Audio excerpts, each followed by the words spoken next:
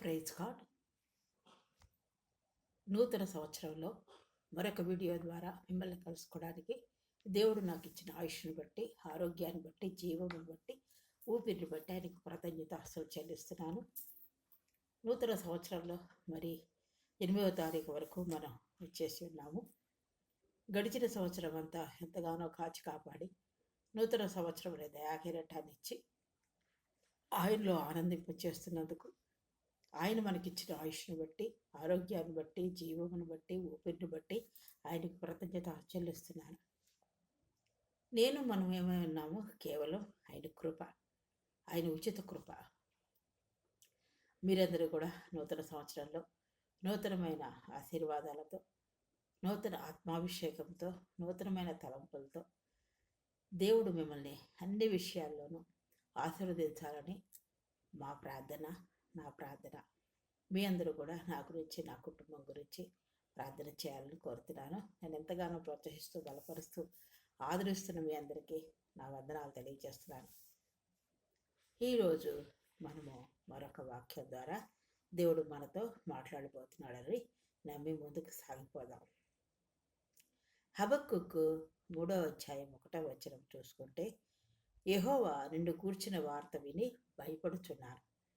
సంవత్సరంలో జరుగుచుండగా నీ కార్యము నూతనపరచుకో. చిన్న ప్రార్థన చేసుకుందాం. అత్యంత మహాపరిశుద్ధులను, ప్రేమమైన, కృపామైన, దయామేడమైన ప్రభా, నీ అప్రించి పాదములకు లెక్కలేని స్తుతులు, స్తోత్రాలు, వందనాలు చెల్లించుకుంటూ సాయంకాల సమయంలో నీ పాసర దానికి వచ్చినమైనా నూతన సంవత్సర దయాకిరీటం మాకు ఇచ్చారు ప్రభా. నూతన సంవత్సరంలో ఎంతవరకు నూతన సంవత్సరం నడిపించి ఇచ్చిన ఆయుష్ను బట్టి, ఆరోగ్యాన్ని బట్టి, జీవంను బట్టి, ఊపిరిని బట్టి ఆయనకి కృతజ్ఞతాస్తుతులు మీకు చెల్లిస్తున్నాం నాయన. మేమేమైనా అది కేవలం మీ కృప నా ప్రభ. నీ కృప లేకపోతే మేమైనా జీవించలేము ప్రభ. మీకు వందనాలు.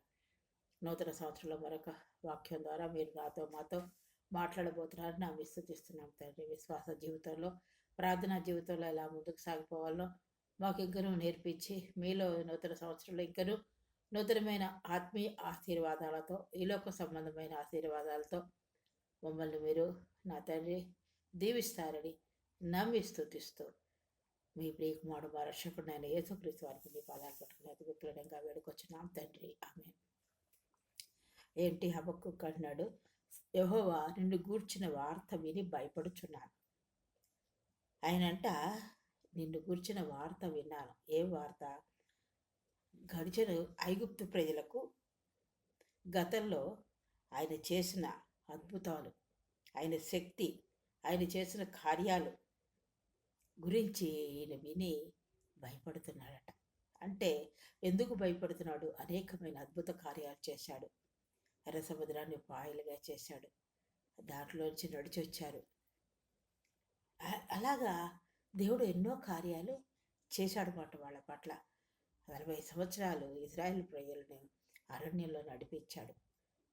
వాళ్ళకి మన్నాను కురిపించాడు. ఇజ్రాయేల్ ప్రజలు విడిపించడానికి మోషే ద్వారా ఎన్నో అద్భుత కార్యాలు దేవుడు చేశాడు. బండ నుండి నీళ్లు రప్పించాడు. సముద్రాల గుండా వాయిలు చేసి నడిపించాడు. యోర్దాను నదిని దాటించాడు. అనేకమైన కార్యాలు చేసిన దేవుడిని అవి విని ఐగుప్తు ప్రజలను విడిపించినట్లుగా ఇప్పుడు కూడా మా జీవితాల్లో తన శక్తిని, కార్యాలని పునఃస్థాపించమని మనం కూడా ప్రార్థన చేయవలసిన వారమే. హబక్కూకు అలాగే చేస్తున్నాడు అన్నమాట. ఇశ్రాయేలు ప్రజలను ఐగుప్తు నుండి విడిపించినప్పుడు ఎలా విడిపించావో ఇప్పుడు కూడా మా జీవితాల్లో అనేకమైన శోధనలు, కష్టాలు, బాధలు ఉన్న వాటిని గుండా మనం ప్రయాణిస్తున్నప్పుడు నీ శక్తి ద్వారా నూతన కార్యాలను పునఃస్థాపించమని, ఇంకా తిరిగి మా జీవితాల్లో చేయమని ప్రార్థిస్తున్నారట. మనం కూడా అలాగే ప్రార్థించాలి. గడిచిన సంవత్సరంలో ఎన్నో కార్యాలు జరిగాయి. మనం అడిగినవన్నీ దేవుడు కొన్ని ఇవ్వచ్చు, కొన్ని ఇవ్వకపోయి ఉండొచ్చు. ఇచ్చిన వాటిని బట్టి సంతోషిస్తూ, ఇవ్వని వాటిని బట్టి కూడా స్తుతిస్తూ, ఇచ్చిన వాటిని బట్టి కృతజ్ఞత చెల్లిస్తూ, ఇంకనూ మనం అడుగుతున్న వాటిని దేవుడు చేస్తాడనే విశ్వాసంతో స్తుతిస్తూ, కృతజ్ఞత చెల్లిస్తూ మన విశ్వాస జీవితంలో సాగిపోవాలి. కానీ గొనుక్కుంటూ, సడుక్కుంటూ ఇంతవరకు గడిచిన సంవత్సరంలో నేను అడిగాను ప్రభా, నేను అడిగింది జరగలేదు, ఇది జరగలేదు ప్రభా అని మనం అడుక్కుంటూ ఆయన మీద కోపం తెచ్చుకోకుండా ప్రార్థనాపూర్వకంగా ప్రార్థన చేసుకుంటూ మన జీవితాన్ని, విశ్వాస జీవితాన్ని సాగించాలి. మరి సాయంకాల సమయంలో మనం ప్రార్థన ఎలా చేస్తున్నాం? సంవత్సరంలో జరుగుతుండగా నీ కార్యాన్ని నూతనపరచు ప్రభా. నా జీవితంలో ఒక నూతన కార్యం చెయ్యి ప్రభా. నేను అడిగింది నాయన మీకు తెలుసు, అది నాకు చెయ్యి అని ప్రార్థన చేయాలి. ఆయన మీద విశ్వాసం పెట్టి ప్రార్థన చేయాలి. సర్వశక్తిమంతుడు నీకు అసాధ్యమైనది ఏదీ లేదు, సమస్తము సాధ్యం ప్రభా. నా పట్ల చెయ్యి ప్రభా అని మనం అడుగుతూ ఉండాలి. ఇంకా ఏంటి? కోపించుచునే వాత్సల్యంలో జ్ఞాపకం తెచ్చుకోను. ఆయన కోపిస్తాడు కానీ ఆయన కోపం నిమిషం మాత్రములను, ఆయన దయ ఆయుష్కాలం అంతను. ఆయన వాత్సల్యాన్ని మనం జ్ఞాపకం తెచ్చుకోవాలి. ఆయన కోపించిన నిమిషం మాత్రం ఉంటుంది. ఆయన వాత్సల్యాన్ని, ప్రేమని, దయని, కనికరాన్ని మన జ్ఞాపకం చేసుకొని ఆయన్ని స్తుతించాలి. దేవుడు నా ఇచ్చే తీర్పు, వాళ్ళ పట్ల దేవుడు తీర్పు ఇచ్చినప్పటికీ ఆయన కోపంలో కూడా తన కనికరాన్ని, వాత్సల్యాన్ని మర్చిపోలేదని, మా పట్ల మర్చిపోవద్దని మనం ఆయన దయను గుర్తు చేసుకుంటూ ఆయన్ని వేడుకోవాల్సిన వారమై ఉన్నాం. గతకాలంలో చూపిన దయను, కనికరాన్ని శ్రమల గుండా, సోదరుల గుండా, బాధల గుండా, కష్టాల గుండా వెళుతున్నప్పటికీ ఆయన విడిపిస్తూ నడిపిస్తున్న ఆయన దయని, కనికరాన్ని జ్ఞాపకం చేసుకుంటూ, గుర్తు చేసుకుంటూ ఆయన్ని ఇంకను మనం వేడుకోవాలి. అనేక మంది గురించి ప్రార్థన చేయవలసిన భారమై ఉన్నాం. కష్టాలు, నిరాశ సమయంలో దేవుడు చేసిన గడిచిన కార్యాలను ధ్యానించాలి. ఆయన నా ప్రభువా, గడిచిన సంవత్సరంలో ఎన్ని కార్యాలు చేశావు ప్రభువా, లెక్కకు మించిన నా జీవితంలో కార్యాలను బట్టి మీకు వందనాలు ప్రభువా, మిమ్మల్ని స్తుతిస్తున్నాను ప్రభువా అని ప్రార్థన చేయాలి. నిరాశ పడకూడదు. కష్టాలు, నిరాశ సమయాల్లో, ఎడదోతున్న పరిస్థితుల్లో దేవుడు చేసిన కార్యాలను ధ్యానించాలి. ఆయనపై విశ్వాసం పెంచుకోవాలి.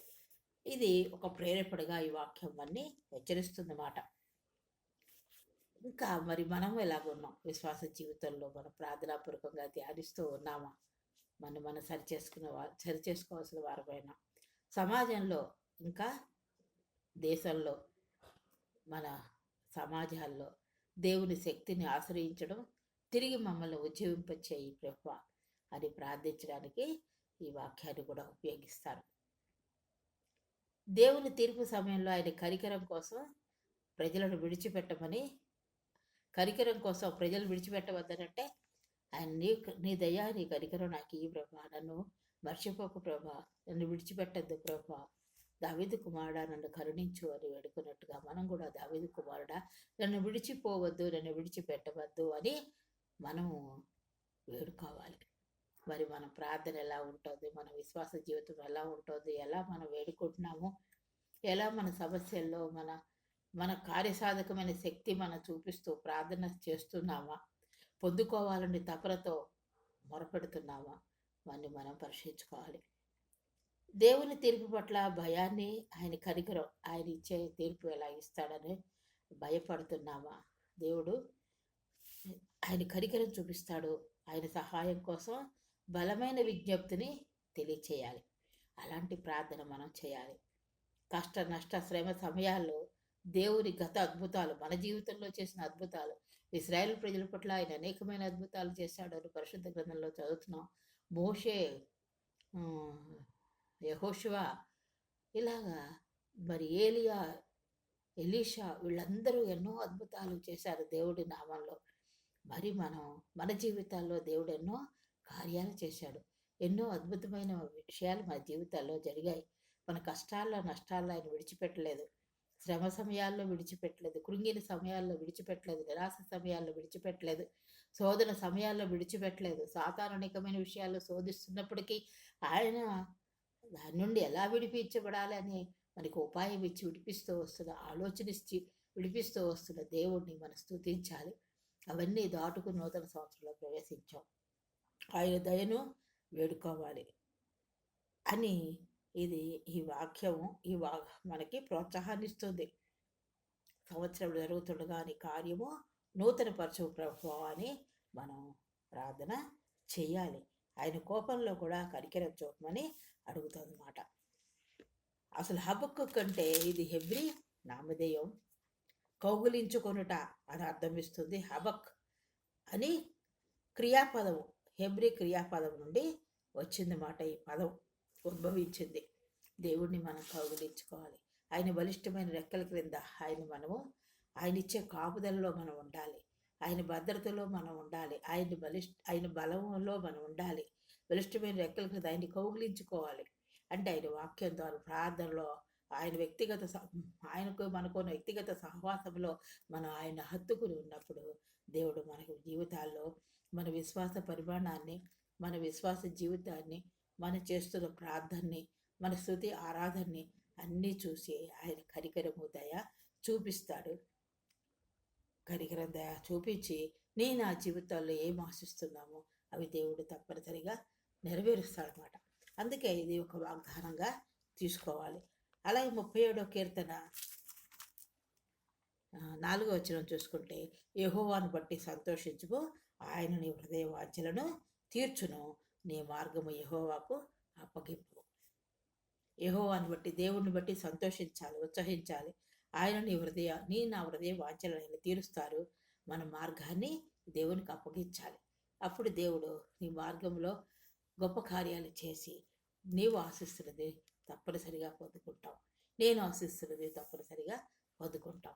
మన విశ్వాస జీవితాన్ని అలా కొనసాగించాలి. ప్రార్థనాపూర్వకంగా దేవా, సంవత్సరంలో జరుగుతుండగా నీ కార్యము నూతనపరచము, నా జీవితంలో ఒక నూతన కార్యం చెయ్యి ప్రభువా. నువ్వు చేసావు ప్రభువా, నువ్వు కార్యం మొదలుపెట్టావు ప్రభువా. అది ఉద్యోగమా, వ్యాపారమా, ఆరోగ్యమా, అప్పుల, బాధల, శ్రమల, శోధనల, ఏదైనప్పటికీ ఆయనకు అసాధ్యమైంది ఏదీ లేదు. సమస్తము సాధ్యము. ఆయన నూతనపరుస్తాడు, నూతన కార్యం జరిగిస్తాడు. అటువంటి విశ్వాసంలో మా అందరం ముందుకు సాగిపోవాలని కోరుతూ, అటువంటి ప్రార్థనా జీవితంలో, విశ్వాస జీవితంలో మనం ముందుకు సాగిపోవాలని కోరుతూ ఈ వాక్యాన్ని నేను ముగిస్తున్నాను. ప్రార్థన చేసుకుందాం. అత్యంత మహాపరిశుద్ధుడను, ప్రేమామయుడు, కృపామయుడు, దయామయుడు ప్రభువా, మీ అపరించి పాదములకు లెక్కలేని స్థుతులు, స్తోత్రాలు, వందనాలు చెల్లించుకుంటూ మీ పాదకు వచ్చిన హబక్కుకు చేసిన ప్రార్థన మాకు నాయన ద్వారా మాట్లాడిన విధానం బట్టి వందనాలు ప్రభా. అవును తండ్రి, సంవత్సరం జరుగుతుండగా నీ కార్యం నూతనపరచము నాయన. మరి అది ఏదేమైనప్పటికీ నా ప్రభా, అసాధారణమైన కార్యాలు మీరు మాత్రమే చేస్తారు కాబట్టి అటువంటి ప్రార్థనా జీవితం, విజ్ఞాపన చేసే జీవితం మాకు అనుగ్రహించి విశ్వాస జీవితంలో కొనసాగింప చేయమని నీ ప్రియకుమారుడు మా రక్షకుడునైన యేసుక్రీస్తు వారికి నీ పాదాలు పట్టుకుని అతిమిక్కిలంగా వెనుకొచ్చినాం తండ్రి. ఆమేన్. నన్ను ఎంతగానో ప్రోత్సహిస్తూ బలపరుస్తున్నారు. మీ అందరి గురించి ప్రార్థన చేస్తున్నాం. మా గురించి కూడా ప్రార్థన చేయండి. నూతన సంవత్సరంలో ఇది ఒక వాగ్దానంగా మనం అందరం ఎత్తిపట్టి ప్రార్థన చేద్దాం. సంవత్సరం జరుగుతుండగా ఆయన కార్యాలు, మన నూతన కార్యాలు చూసేలాగా అటువంటి విశ్వాస జీవితంలో, ప్రార్థనా జీవితంలో మనం ముందుకు సాగిపోదాము. నా గురించి, నా కుటుంబం గురించి ప్రార్థన చేయండి. మీరు సబ్స్క్రైబ్ చేసుకోండి. నన్ను ప్రోత్సాహపరచండి, బలపరుస్తున్నారు. ఇంక నువ్వు సబ్స్క్రైబ్ చేసుకొని నన్ను ముందుకు నడిపించాలని కోరుతూ ఈ వాక్యాన్ని నేను ముగిస్తున్నాను, ఈ వీడియోని ముగిస్తున్నాను. దేవుడు మిమ్మల్ని అందరినీ దీవించుగాక. ఆమేన్.